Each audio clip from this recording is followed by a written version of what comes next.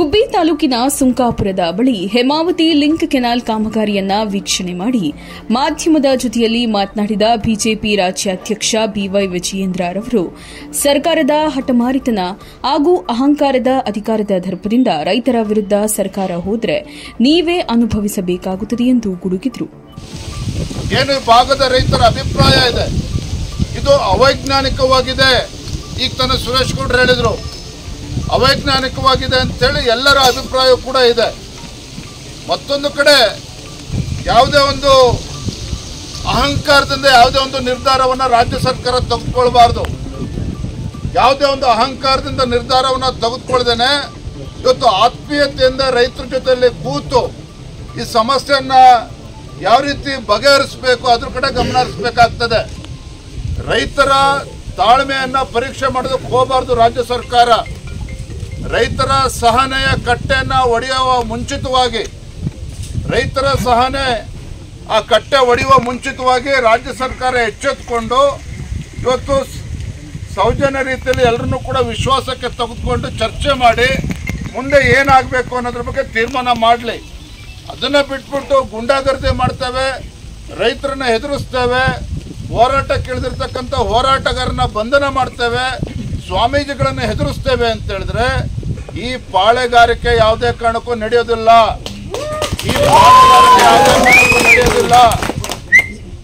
ಇವತ್ತು ರೈತರ ಹಿತಾಸಕ್ತಿಯನ್ನ ಬಲಿ ಕೊಟ್ಟು ರೈತರ ಹೋರಾಟಕ್ಕೆ ಮನ್ನಣೆಯನ್ನ ನೀಡದೇನೆ ಈ ರೀತಿ ಮುಂದುವರೆದಿದ್ದೇ ಆದರೆ ನಾನು ಇವತ್ತು ರಾಜ್ಯದ ಮುಖ್ಯಮಂತ್ರಿಗಳಿಗೆ ಇವತ್ತು ಎಚ್ಚರಿಕೆ ನೀಡೋದಕ್ಕೆ ಇಚ್ಛಪಡ್ತೇನೆ. ಯಾವುದೇ ಕಾರಣಕ್ಕೂ ಇವತ್ತು ರೈತರ ಹೋರಾಟವನ್ನ ಗಣನೆಗೆ ತೆಗೆದುಕೊಳ್ಳದೆ ಯಾವ ರೀತಿ ಮುಂದುವರಿತಾ ಇದ್ದೀರಿ, ರೈತರು ಬೀದಿಗಿಳಿದಿದ್ದಾರೆ. ಮತ್ತೊಮ್ಮೆ ಬೀದಿಗಿಳಿದಿದ್ದೆ ಆದರೆ ಯಾವುದೇ ಕಾರಣಕ್ಕೂ ನಿಮ್ಮ ಸರ್ಕಾರದ ಬುಡವು ಕೂಡ ಅಳ್ಳಾಡ್ತದೆ, ಸರ್ಕಾರದ ಬುಡವು ಕೂಡ ಅಳ್ಳಾಡ್ತದೆ.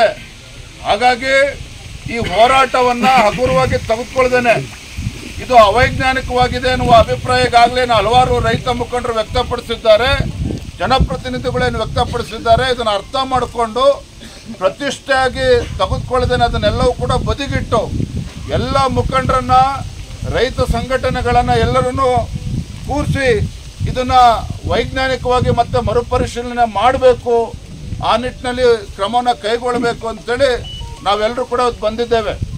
ಇದು ಹೋರಾಟ ಅಂತಕ್ಕಂಥದ್ದು ಪಕ್ಷಾತೀತವಾಗಿ ಹೋರಾಟವನ್ನು ತೆಗೆದುಕೊಂಡಿದ್ದಾರೆ. ಹಾಗಾಗಿ ಇವತ್ತು ಮತ್ತೊಮ್ಮೆ ಈ ಸಂದರ್ಭದಲ್ಲಿ ರಾಜ್ಯದ ಮುಖ್ಯಮಂತ್ರಿಗಳಿಗೆ ವಿನಂತಿಯನ್ನು ಕೂಡ ಮಾಡ್ತೇನೆ, ಆಗ್ರಹವನ್ನು ಕೂಡ ಮಾಡ್ತೇನೆ. ಅದೇ ರೀತಿ ಉಸ್ತುವಾರಿ ಸಚಿವರು ಕೂಡ ಇದ್ರ ಬಗ್ಗೆ ಗಮನಿಸಬೇಕು. ಯಾಕೆಂತ ಹೇಳಿದ್ರೆ ಈ ರೀತಿ ರೈತರಿಗೆ ಇವತ್ತು ಅವರ ಹೊಟ್ಟೆ ಮೇಲೆ ಹೊಡೆದು ಇವತ್ತು ಯಾವುದೇ ಕಾರ್ಯಕ್ರಮಗಳನ್ನು ಕಾಮಗಾರಿಗಳನ್ನು ಮುಂದುವರಿಸೋದಕ್ಕೆ ಸಾಧ್ಯ ಇಲ್ಲ. ಅದಕ್ಕೆ ನಾವು ಕೂಡ ಯಾವುದೇ ಕಾರಣಕ್ಕೂ ಅವಕಾಶ ಕೊಡ್ತಕ್ಕಂಥ ಪ್ರಶ್ನೆ ಇಲ್ಲ. ಯಾರಿಗೋ ನ್ಯಾಯ ಕೊಡಬೇಕು ಅಂತೇಳಿ ಇವತ್ತು ನಮಗೆ ಅನ್ಯಾಯ ಆಗ್ತದೆ ಅಂತ ಹೇಳಿದ್ರೆ, ಯಾರಿಗೋ ನ್ಯಾಯ ಕೊಡಬೇಕು ಅಂತೇಳಿ ತುಮಕೂರು ಜಿಲ್ಲೆಗೆ ಅನ್ಯಾಯ ಮಾಡ್ತೀರಿ ಅಂತ ಹೇಳಿದ್ರೆ ಖಂಡಿತ ಇದು ಸಮಂಜಸ ಅಲ್ಲ. ಯಾರಿಗೂ ಕೂಡ ಅನ್ಯಾಯ ಆಗಬಾರ್ದು, ಎಲ್ಲರಿಗೂ ಕೂಡ ನ್ಯಾಯ ಸಿಗಬೇಕು. ಎಲ್ಲರೂ ಕೂಡ ನಮ್ಮ ರಾಜ್ಯ ಎಲ್ಲ ರೈತರಿಗೂ ಕೂಡ ನ್ಯಾಯ ಸಿಗಬೇಕು. ಆ ನಿಟ್ಟಿನಲ್ಲಿ ಒಂದು ವೈಜ್ಞಾನಿಕವಾಗಿ ಇದನ್ನು ಮರುಪರಿಶೀಲಿಸಬೇಕು ಅಂತೇಳಿ ನಾನು ರಾಜ್ಯದ ಮುಖ್ಯಮಂತ್ರಿಗಳಲ್ಲಿ, ಉಪಮುಖ್ಯಮಂತ್ರಿಗಳಲ್ಲಿ, ಅದೇ ರೀತಿ ಉಸ್ತುವಾರಿ ಸಚಿವರಲ್ಲೂ ಕೂಡ ನಾನು ಈ ಸಂದರ್ಭದಲ್ಲಿ ರೈತರ ಪರವಾಗಿ ಆಗ್ರಹವನ್ನು ಮಾಡ್ತಾ ಇದ್ದೇನೆ.